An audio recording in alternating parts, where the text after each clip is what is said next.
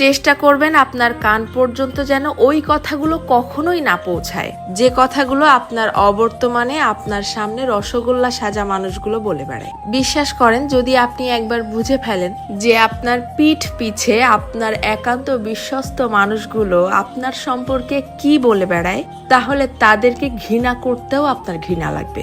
যদি আপনি বুঝে ফেলেন আপনার কান পর্যন্ত কোনো কায়দায় যদি কথাগুলো চলেও আসে, তখন আপনি এমনিতেই নিঃশব্দে মেনে নিতে বাধ্য হবেন যে আপনার আশেপাশে আসলে আপনার বিশ্বাসযোগ্য কেউ নেই। যখন কেউ আপনার প্রশংসা করবে, সেটা তারা কোনো রকম রিয়াকশন ছাড়াই চুপচাপ শুনবে। অথচ কেউ যখন আপনার সম্পর্কে খারাপ কিছু বলবে, সেটা দেখবেন যত দ্রুত সম্ভব এরাই মানুষের মধ্যে ছড়িয়ে দিবে।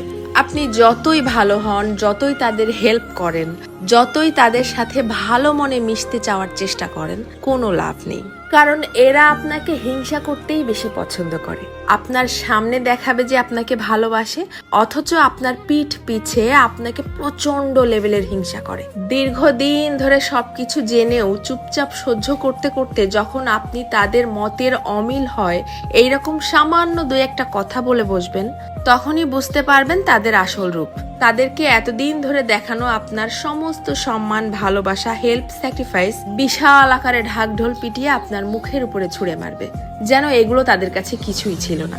আমার কথাগুলো বিশ্বাস হচ্ছে না? আপনি আপনার জীবনে এই ব্যাপারটা একবার অ্যাপ্লাই করে দেখতে পারেন।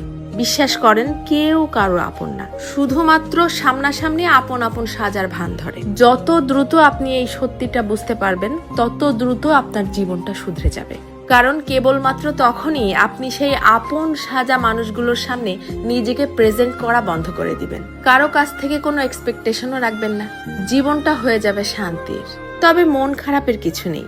এদের জন্যও সৃষ্টিকর্তা বড় কিছু আয়োজন করে রেখেছেন। যারা অন্যের সফলতা, অন্যের জীবনযাপন দেখে হা হুতাশ করে, হিংসা করে, এদেরকে সৃষ্টিকর্তা শুধুমাত্র হিংসা করার জন্যই পৃথিবীতে ফেলে রাখে।